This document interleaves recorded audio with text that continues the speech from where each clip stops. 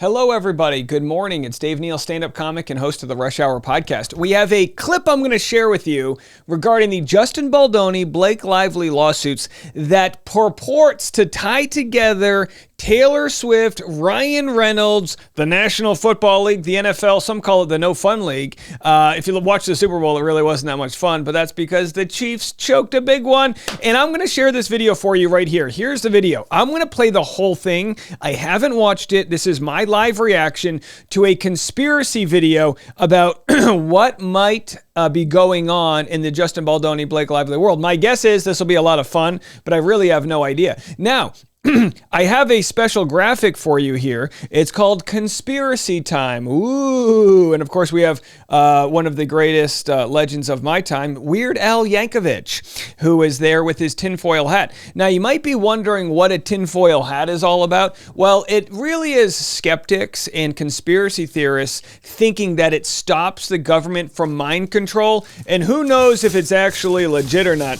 But since we're going to be covering this conspiracy video, I thought maybe I would make my own mind control hat here. So don't mind me. I'm going to be working on this hat as we do this episode. But let's get involved in the story. And because you can never know for sure whether or not they are listening. So I'm going to play for you right now. And by the way, hit the subscribe button because I need to go buy my wife some more aluminum foil. What are you doing with the foil? Honey, I need it for a prop. I'm an adult with a business degree. All right. So anyhow, let's get into it. Here is the clip from Mohalahinahe.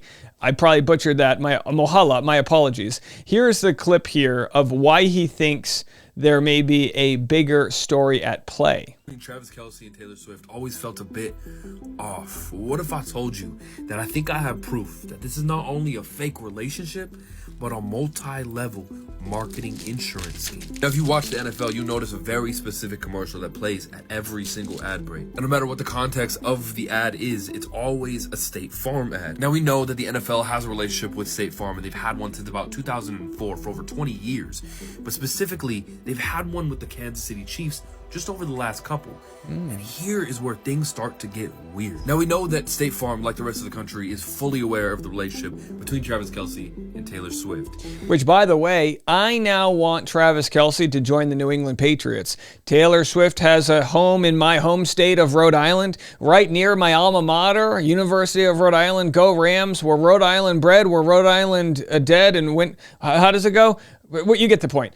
But knowing something isn't... We're Rhode Island born, we're Rhode Island bred, and when we die, we'll be Rhode Island dead. So go Rhode Island, Island, go Rhode Island, Island, go Rhode Island, URI. Okay, sorry, I messed up. It's been a while. Capitalizing off of it. So one day, as a publicity stunt, Jake from State Farm linked up with Donna Kelce, Travis Kelce's mom, and it did exactly what it was supposed to do. It caught a lot of media attention, and nobody was really thinking anything of it. But I wanted to look into who set this up. And after just doing like a little bit of digging, it turns out that this media agency, Maximum Effort, was the ones who set this up. Now, at this point, I'm not seeing any conspiracy theory that's piquing my interest, but there's still 5 minutes left. And their co-founder is Ryan Reynolds. Okay, there it is. Oh, I understand now. Yes, Ryan Reynolds is involved in the Taylor Swift, Travis Kelce sort of canoodling. And who do we know is dating Travis Kelce? Taylor Swift, whose best friend is Blake Lively, who's married to Deadpool. So it was him to help set up Donna Kelce with Jake from State Farm to help State Farm capitalize off the relationship between Travis Kelce and Taylor Swift. And that one mistake opened up the floodgates into the rest of this investigation. You see, I started getting curious as to when this relationship first started, or even who first reported it. When I stumbled across this tweet, that seems to be the earliest tweet talking about Taylor Swift and Travis Kelce's relationship, the one that broke the story. And then I saw this link, so I decided, let's just click it. And when I did, it brought me to this torn down URL website that read The Messenger. So I got curious and I wondered, what was The Messenger? And well, as it turns out, that The Messenger is the one who broke the news about Taylor Swift and Travis Kelce, and which I thought that was weird. So I looked into The Messenger, and it only turned out that they had only opened 4 months prior to breaking this news. And I was thinking to myself, how did a brand new publication have the inside scoop on the #1 pop star in the world? Somebody who spends millions of dollars a year on security. There's no way that this brand new publication got that inside scoop. Until I looked into who owns the Messenger. And that's when I ran into a man named Jimmy Finkelstein, who owns and started the publication, who recently sold another publication for $130 million. But you see, the weirdest part about this publication, that it just broke this news about the world's biggest pop star just 4 months prior, 4 months after opening, is that only 4 months after that, they shut down completely, only lasting 8 months. So then I thought to myself, man, if I was Mr. Finkelstein, I'd be really angry. So I started looking up Mr. Finkelstein's statements on why the publication shut down, only to find out that it costed $50 million to start. Oh my God, I'd be so mad if it was $50 million that I used of my own money.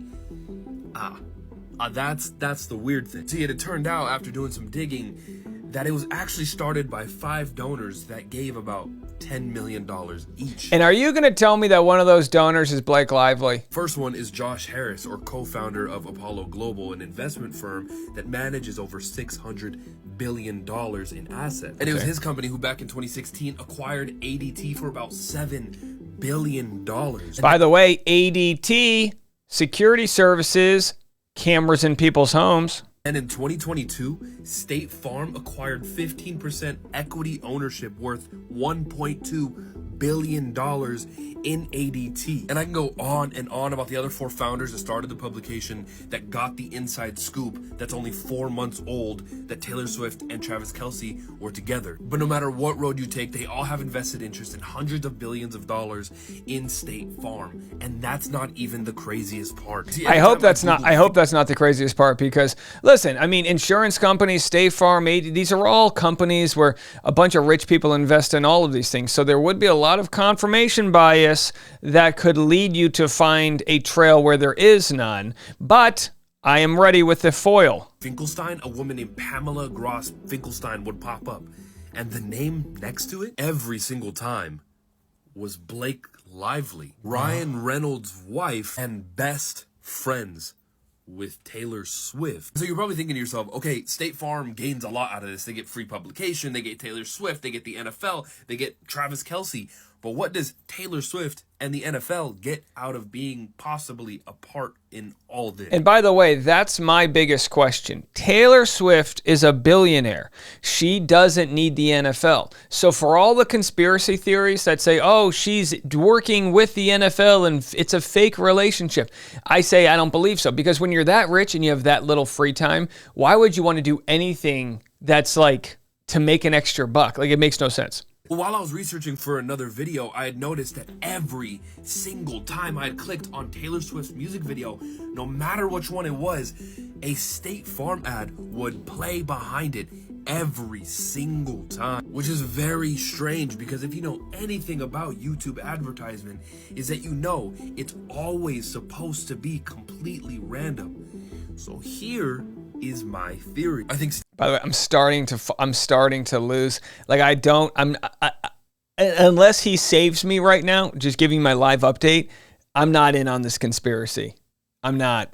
State Farm and the NFL approached the biggest pop star in the world and said, hey, we need to make more money. Taylor Swift came back and said, okay, cool, but how are we going to push that to the public? She then brought the idea to Ryan Reynolds, absolute marketing genius, who also owns a marketing agency, and he came up with an absolute game-changing plan. You got to make people care here. So he set up Jake from State Farm with Donna Kelce, and then the wheels started turning. Ryan then brought that whole idea to his wife, Blake Lively, and she said, hey, wait, I think I know a guy. Yeah, I became good friends with this billionaire's wife back a couple years. All right, they're getting me back. You're getting me back. Years ago in 2011, when she came to a party of mine to honor me. The wife had nothing to lose, so Blake, Ryan, the wife, and Taylor Swift all brought it to this dude and said, hey, we need somebody to put this out there. And he said, hey, I sold my company for $130 million months ago. I mean, yeah, sure, I'll do it, but I'm not gonna do it with my own money. State Farm then said, and We can help with that. 5 founders then got together and created The Messenger. 4 months later, they then organically threw this out there. 4 months after that, he played his role and he just shut this down. Taylor then possibly approached State Farm, or State Farm then possibly approached Taylor and said, hey, there's literally no way I'd be able to pay you this amount of money up front. You are way too big of an artist. Instead, why don't you just let us put our ad in front of every single one of your videos? We'll give you about 90 to 100% of the ad revenue. You'll get paid throughout the entire time that we have your ads on our videos, and we'll be promoted. And so now you might be asking, okay, cool, all these people gain so much, but the main player here is the NFL. So what do they gain in doing any of this? The NFL has made about $1 billion since Travis and Taylor started dating due to viewership and jersey sales. And since in 2010, the NFL had changed from a sports league to an entertainment company as to cover any legal corners. So what would hurt putting them through the playoffs to the Super Bowl to keep the viewership high all season long because of Taylor? Well, the answer is nothing. But maybe it's just all one big theory. Well, boy, oh my gosh. I gotta tell you, I don't buy it at all. And I'm sure some of you guys will, because I've seen the conspiracy theories floated around. It doesn't answer the major question I have. What does Taylor Swift get out of this? She gets booed at the Super Bowl. It's another platform for people to hate her. She's already rich as hell, so no amount of money that State Farm can afford to pay her would make her want to fake date somebody. You ever date somebody because you think you like them and then a week later you get the ick? You ever try to be like, well, it's like February 3rd. Let me just date them for another 2 weeks. I don't want to break up with them before Valentine's Day. And then every day feels like a lifetime because their breath smells like corn and you're like, ugh, I hate this person. So you're telling me Taylor has put up with Travis for this long? Now, I'll tell you, let me sanitize this theory for you. Let me just give it the old Dave wipe off here. Maybe I believe Taylor Swift and Travis Kelce are dating. I believe that's real. Now, could there be a scenario in which they're also profiting from their relationship? Sure. But we just watched Travis Kelce play one of his worst games ever at the Super Bowl. I mean, it was so bad. The more film they look at, the worse he actually does. It was so bad. The Kansas City Chiefs got bamboozled by the Philadelphia Eagles. I mean, they got crushed to the point in which Mahomes has been knocked out of, conversation about being one of the greatest. And think about that as you will. That's just what's happening. So I just don't buy it that this is part of the conspiracy, because if the game was tilted in a direction, the officials could have given the Chiefs a couple extra calls to go their way. Let's read some comments. How do I send this to the Swifties? This is Candace Owens level investigation. This makes more sense than him liking her. Ryan Reynolds always at the scene of the crime. Why is Ryan Reynolds always behind a conspiracy? Look, I mean, I just don't buy it. To me, this is all confirmation bias. By the way, God bless the creator. Good for him for making connections that otherwise didn't exist. But the way this relationship started out was Travis Kelce shooting his shot. It kind of went semi-viral, and he showed up to her concert. He put his phone number on like one of her friendship bracelets. She never got it, but then the story went kind of viral because his podcast was starting to go viral, and it made its way to her, and they ended up dating. She's already dated every musician. She's never worked out with them, and so she tries a football player. Look, she's a normal person from Pennsylvania. She's nothing, she's a pop star, but she bakes Pop-Tarts and feeds her cats. Like, she tries to live a normal life. Well, what better than a tight end on a Midwestern football team? So I don't buy it. Case closed. Conspiracy theory doesn't fly with me, but it's a good one. And it's the best I've heard that could be true if about a million different things are right. Okay, I got an actual serious video to get to next. Justin Baldoni, Blake Lively. And let me tell you something. You know what? Can I just say one thing here? This is so funny.